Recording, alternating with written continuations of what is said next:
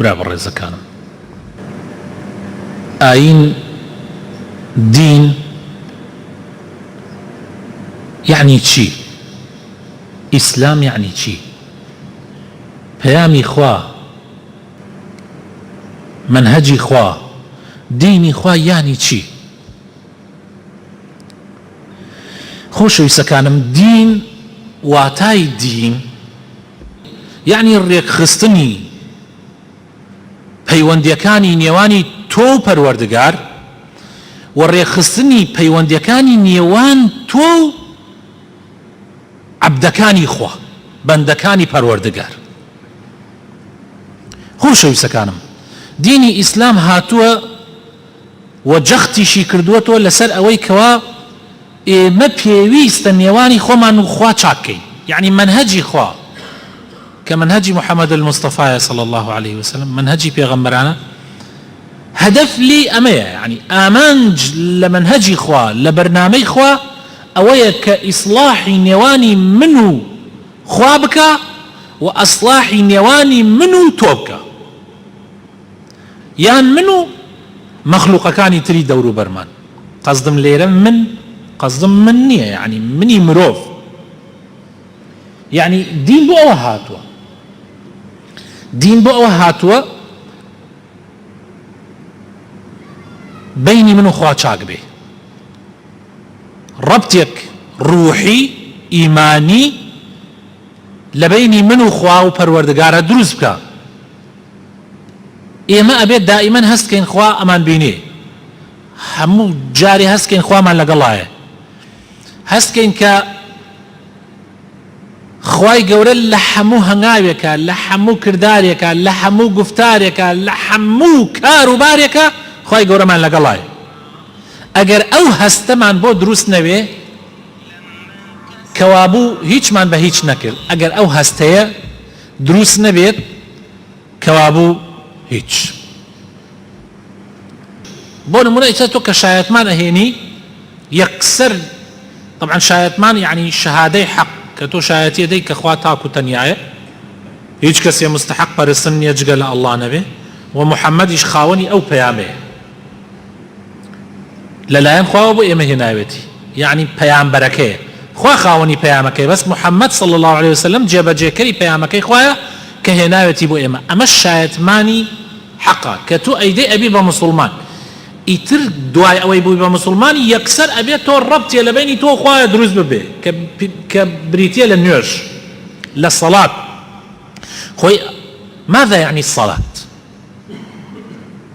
الصلاة هو الصلة بينك وبين الله، پەیوەندی نێوانی تۆ و نێوانی خوایە. نوێژ ئەوەیە، نوێژ پەیوەندی نێوانی تۆ و نێوانی خوایە. ئەگەر ئەو پەیوەندیە چەند قایم بێ کاریگەری هەیە لەسەر پەیوەندی نێوانی تۆ و مەخلوقەکان. چەند یەک ئەو پەیوەندیەی نێوانی تۆ خالق ضعیف بێ، واللهی کاریگەری هەیە لەسەر پەیوەندی نێوانی تۆ و مەخلوقاتەکان. إن الصلاة تنهى عن الفحشاء والمنكر. نوێژ ئێمە لە خراپە و خراپەکاری دوورە خاتەوە. یعنی چی؟ یعنی من کە ئەمەوێ خراپە بکەم، طبعا خراپە بەدەم ئەکرێ، خراپاندێکی بەدڵی شەکرێ، دوای ئەوە بەدەم ئەمجا بە کردار. من کە خراپەم کرد کە پەیوەندیم لەگەڵ خوایە مەزبوط نەبوو، ڕەبتم لەگەڵ خوایە قایم نەبوو، بە تەئکید کاریگەریەکی زۆر زۆر سلبی هەیە لەسەر ئەوەی کەوا تۆ ئەبینم سیارەیەکی جوانتر تێقینت دێڵەگرم، خانۆکەت جوانە حەسوودیت پێ بم، شکڵتم بەدڵ نییە لە خۆمەوە عەلە خۆمەوە بەخوا برە ئەمە هەلە خۆمەوە بڕێ شت لە ناو دڵە، جاری وایە سەلامێک ئەیبینی هێشتا یەک معاملەت لەگەڵای نەکردووە، یەک وتت لەگەڵ هەلە خۆ قینی لێیەتی. نەفسی بەشەر زۆر خراپە. ئەگەر پەیوەندیەکەی نێوانی تۆ و خوا نەبێ لە نوێژە، هەلە خۆ تۆ لەگەڵ ئەو خەڵکە ناگونجی، هەل لە دڵەوە، ئەمە جارێکان دڵ، طبعا دڵیش ئەبێتە هۆکارێک کە بخەوێتە سەر زمان، ئیتر دێتە سەر زمان، ئەوەی ناو دڵ ماوەیەک بڕۆ ئەڕواتە سەر زمان دوای ئەوەی زمانیش هەر ماوەیەک ئەتوانی تۆ ئەگەر قینت لە یەکێ بێ لە ناو دڵۆ ئێواش یاش غەیبەتەکەی غەیبەتەکەت بۆ چووە سەر یاواش یاش بوختیانشی بۆڵە بەسی بوختیانت کرد ئەم جا هێواش یاش محاولە ئەەکەی بە کرداریش ئازاری بدەی بە کردارەکانتیش ئازاری بدەی لە ئەخیرە لەوانەیە حەسکەی بیشی کوژی ئەگەر نەیکوژی خۆ ئەمەنە قینی لێ هەڵەگری یان ئەمەنە کرداری خراپی بەرامبەرەکەی ئیتر حەساوکە کوشتنە چونکە پێغەمبەری خوا صلی الله علیه وسلم فەرمێ لعن المؤمن كقتله تۆ لعنەت لە مسلمانێ بکەوە کە وایە قەتڵت کردووی قەتڵ چۆنە خۆ قەتڵ حەمەرج نییەوە فیشەکێک بنەی پێوە لعنەتی لێ بکەی وانێ دژایەتی بکەی بەرامبەری بۆستیتەوە ئیترە ما خۆی هەنگاوەکان هێواش یواش ئەڕوا بەرەوە بەڵام ئەگەر پەیوەندی بینی من و خوا مەزبوط بوو یعنی قەزم پەیوەندی بینی عەبد و خوا مەزبوط بوو ئەم پەیوەندیە کاریگەری ئیجابی ئەبێ لەسەر یعنی کاریگەری ئەرێنی ئەبێ لەسەر چی لەسەر هەموو ڕەفتارەکان بەرامبەر بە عەبدەکانی خوا هەر لە نیەتی ناو دڵەوە حتا ئەگاتە گفتار حتا ئەگاتە کردار بۆ نمونە ئەگەر من پەیوەندیم لەگەڵ خوایە مەزبوط بێ قەناعەتم وایە کە خوا تاک و تەنیایە خوا ڕەزاقە بۆ نمونە یعنی یەک نمونەیەکی بەسیط خوا ڕەزاقە ئەگەر تۆ قەناعەتت وا بێ خوا ڕەزاقە قین لێ کەس هەڵ ناگرم کە سیارەیە جوانی هەیە پلەیەکی جوانی هەیە هەڵە حەسوودی نامێنێ لە بەرنامەمە حەسوودی بۆچی ئەبرێ لەبەرەوەی قەناعەتت وایە کە خوا ڕەزاق نییە چونکە تۆ پەیوەندی لەگەڵ خوایە مەزبوط نییە حەسوودی پێبەی تۆ ئەگەر قەناعەتت وا بێ کە خوا ڕەقیبە الرەقیب قەت لەناو دڵ و قین لە هیچ مسلمانەیە ئەگەر قەناعەتت وا بێ خوا عەلیمٌ بذاتی الصدورە من چۆن قین لە محەممەد هەڵەگرم ئەگەر قەناعەتم وا بێ کە الله عەلیمٌ بذاتی الصدورە من قین لە مامۆستا حەیدەر هەڵگرم ئەزانم خوا مراقەبە مەکە پێم ئەزانی نایکم لە جاتیوە قین نا بە پێچەوانەوە خۆشیشم ئەبێ حتا ئەگەر ئەو کەسەشە کە تاوانباریش بێ من هەر خۆشیم ئەبێ تەسەورەکەن یعنی تەسەورەکەن عەرەقخۆر ئەبێ خۆشت بوێ تەسەورەک یعنی عەرەقخۆر ئەبێ تۆ خۆشت بوێ قین لێی نەبێ چونکە ئەگەر خۆشت نەبێ تر چۆن داوایەکەی چۆن باسی ئیسلامی بۆکەی چۆن کابرایەکی عەرەقخۆریان هێنایە خزمەتی پێغەمبەر صلی الله علیه وسلم عەرەقی خواردو پێغەمبەری خوا صلی الله علیه وسلم فەرمووی دەی بڕێکی لێ بدەن نەتەر بڕێکیان دا لە ئێمانە سەحابەکە دوای دو سەرژەم هێنایەنەوە پێغەمبەر صلی الله علیه وسلم بڕێ پێکەنی وتی دەی بڕێتری لێ بڕێتریان لێ سێ جار چوار جار هەر لێیاندا دوای آخر جار هێنایەنەوە سەحابەیەک دەستی کردە قسەکردن پێی فەرمووی لعنه الله یا کەلیمەیەک بە ڕیوایەتەکان مختەلیفە یعنی کەلیمەیەکی ناشرینی بەکار هێناوتی ئاوای خوای لەسەر بێ ما أكثر ما يؤتى به أما چەند جار هێنایان ئەمە چییە ئەمە چی غەزەبێکە عەرەقە خوا هەر نازە عەرەقە خوای تێرن هەر پێغەمبەر صلی الله علیه وسلم چی بفەرمێ باشە فەرموویەوە کێ بوایوت فلانە کەس تۆ واتوت چۆن نەبێ وا بڵێ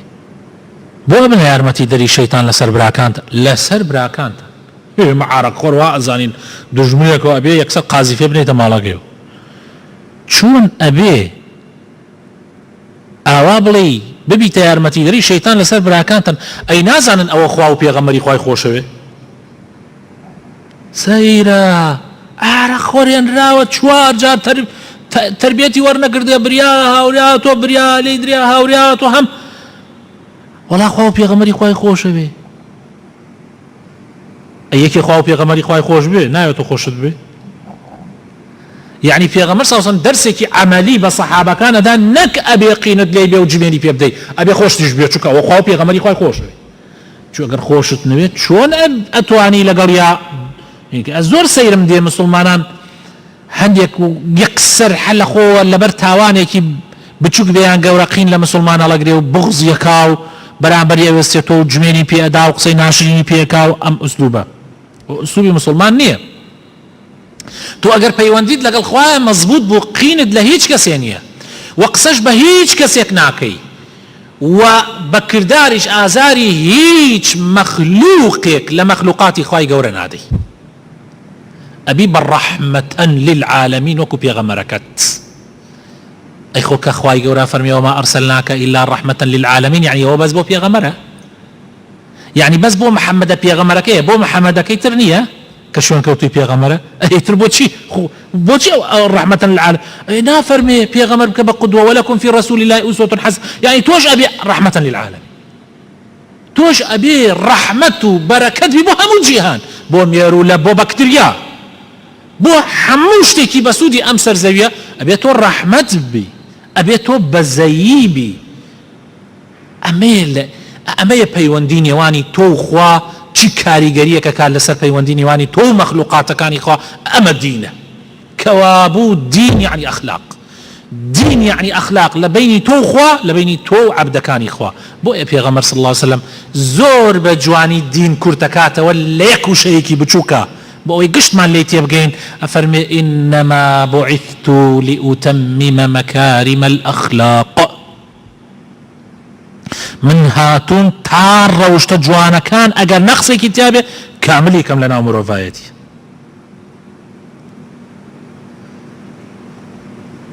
إنما بعثت بالحنيفية السمحة، يعني چی؟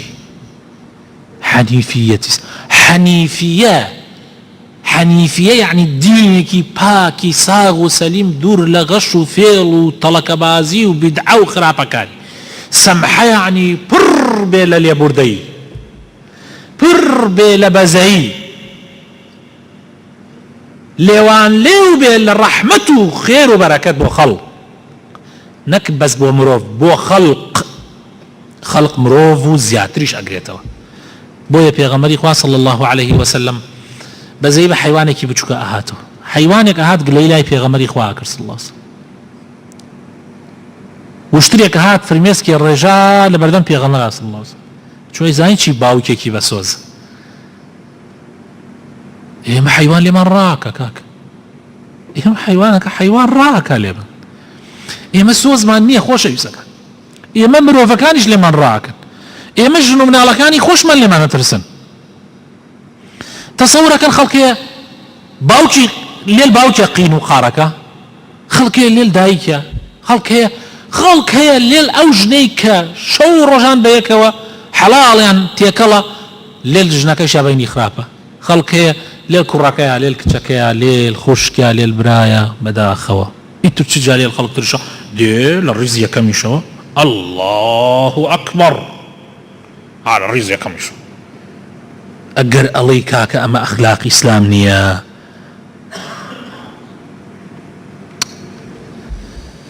وەیە دین ئەگەر نەتی گۆڕی، یعنی ئەو دینە نییە کە پێغەمبەر ناردوێتی. ئەو سەلاتەی کە خوا ئەفەرمێ سەلات تەنها عن الفەحشاء والمنکەر، ئەم سەلاتەی ئێمەیە براینە، ئێمە کاتێ فێڵبازین دزیەکەین لە خەڵک، لە بازاڕە تا ترازوو غەشەکەین،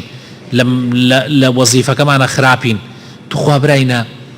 دوای کە دێن بۆ نوێژ و دوای نوێژەکە بڕۆینەوە ئەینەن دزەکەی جارانین، ئەینەن غەشاشەکە و بەرتیل خۆرەکەی جاران، ئێگەر وا بێ یعنی مانەوە هیچ، یعنی ئەو نوێژە هیچ نییە، ئەو نوێژە کارتۆنیە، ئەو نوێژە تەنها ڕاضەیەکە،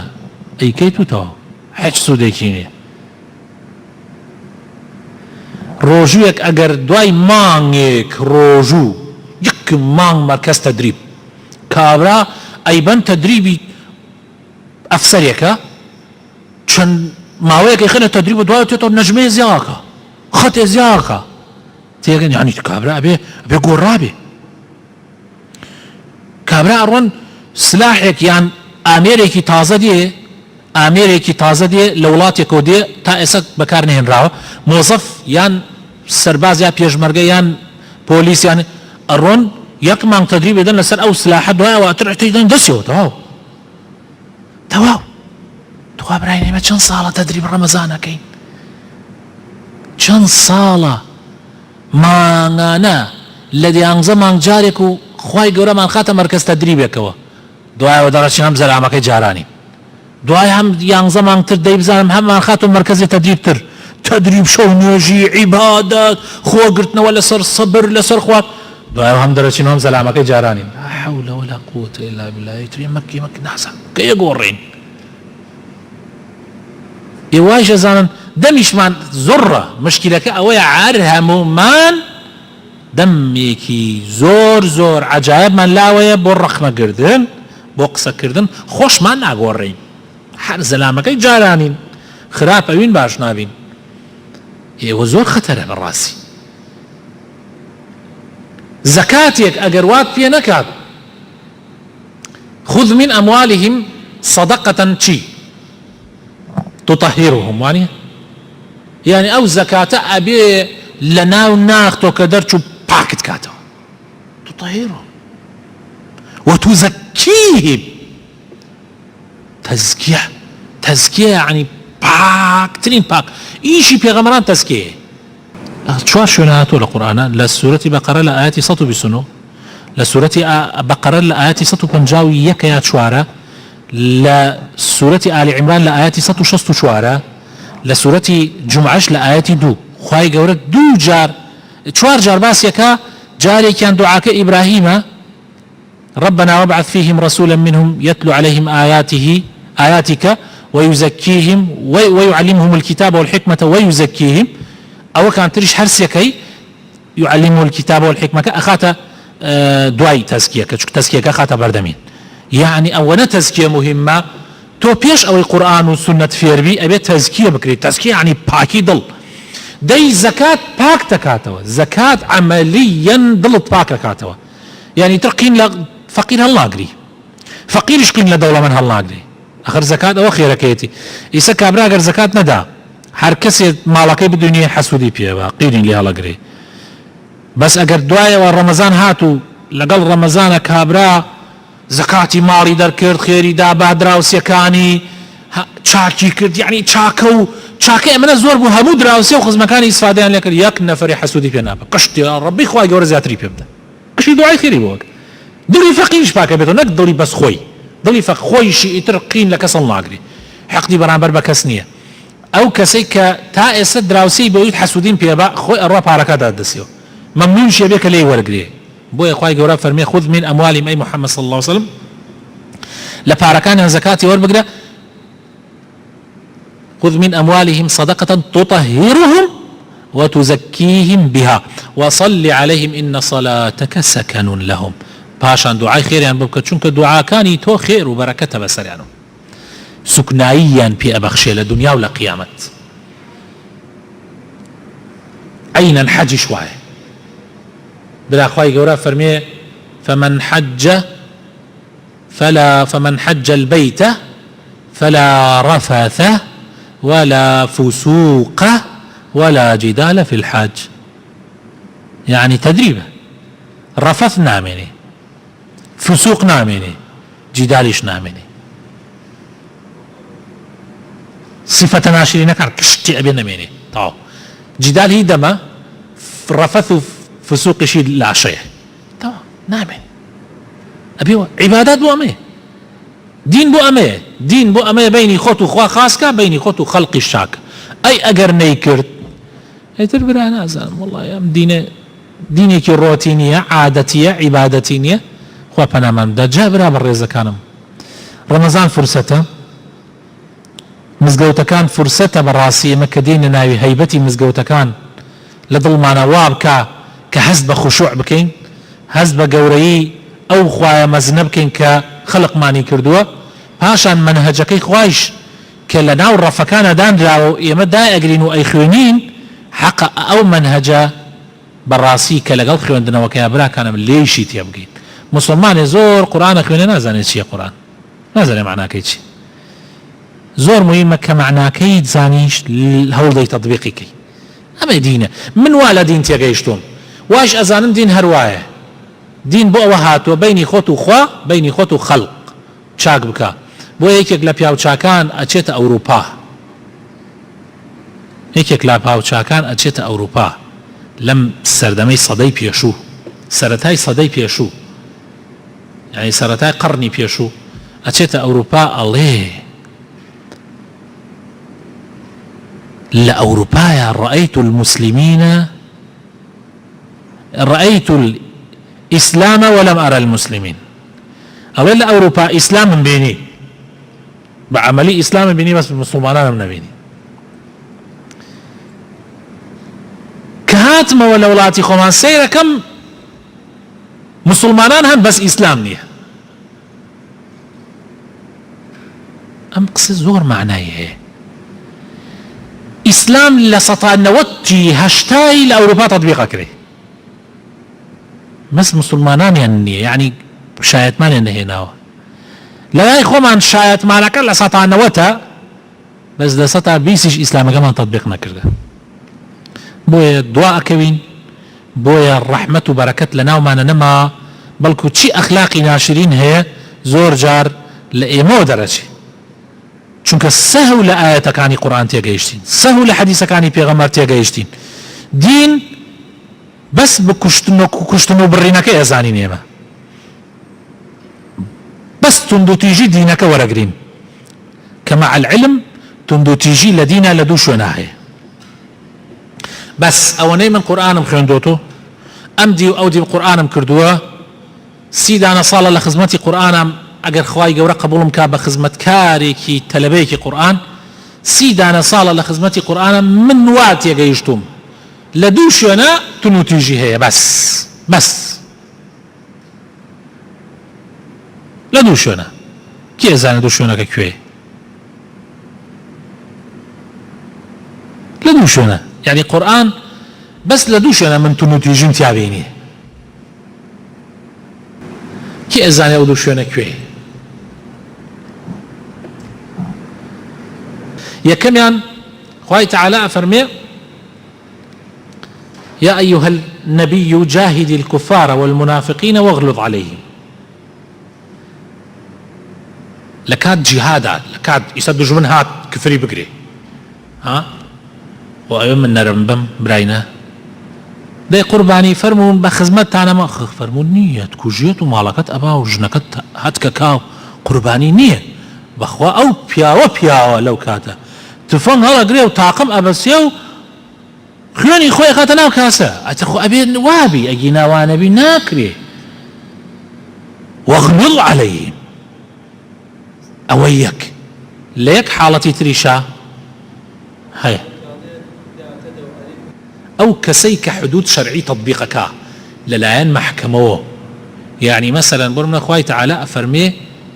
الزانية والزاني فاجلدوا كل واحدة منهما 100 جلدة ولا تأخذكم بهما رأفة في دين الله يعني كاتب سجل بجي الشرع قينك حاكم نابي كاتك مثلا قرار يقدرك الله فلانة تاوان بار مستحقك بكجري عدام أخوة إذا منالي هي قناح النابي القانون يا ساجي بجنابي ولا كاكس أحبرا قناح فقيرة دايكي كي بيري هي 6 مانگ سجن بكري أما نابي آخر قانون نجيب جي نكري جيانتيك أتي دزيكو بقي ولا قينا ولا شيء ألا ويش يعني لدوشنا من ديما لقرآن تندي بكارهن راوة لسيم أنا نمبينيوه داوا كارم خوي قرب خاطرنا وجوانا كان خوي رحمن بيبكا إصلاح من بكا ليلة قدر ما لي قبول بكا طاعة وعبادات ما لي قبول بكا خوي قرب خاطرنا وجوانا كان خوي بخاطر اسم عظمي خوي قرب للروج قيامتها برتشاوتان ودم تشاوتان رون كاتو للسر بردي صيرات خوي تعالى الروج كانوا قرآنك خلنا كان من بوبكات شفاعة لسر بردي صيرات يا ربي خوي بخاطرنا وجوانا كان خود بخاطر اسم عظمي خود بدستي مبارك رسول الله صلى الله عليه وسلم لآي حوزي كوسر من كيب نصيب يا ربي لو أنا نبي كبي غمر أفرمي دينا كم تان تيقدا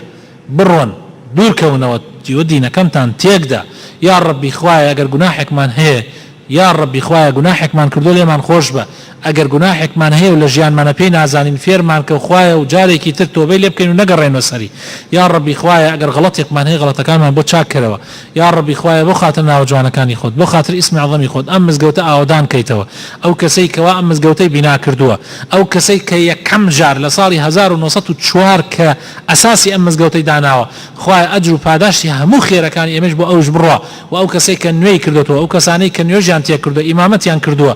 بانگیان تیاداوە، خزمەتی ئەم مزگەوتیان کردو. یا ڕەبی خوایە بەم شەوە مبارەکە ئێمە ئەم دوعایانەی ئێمە بگەینە خزمەتیان، یا ڕەبی ڕەحمیان پێ بکە و ئەم دوعایانە ئێمە بێتە بەرەکەتێک بەسەریانە یا رب العالمین. یا ڕەبی خوایە بۆ خاتر ناوە جوانەکان، بۆ خاتر ئیسمی عەظەمی خۆت وڵاتمان پارێزراوکە.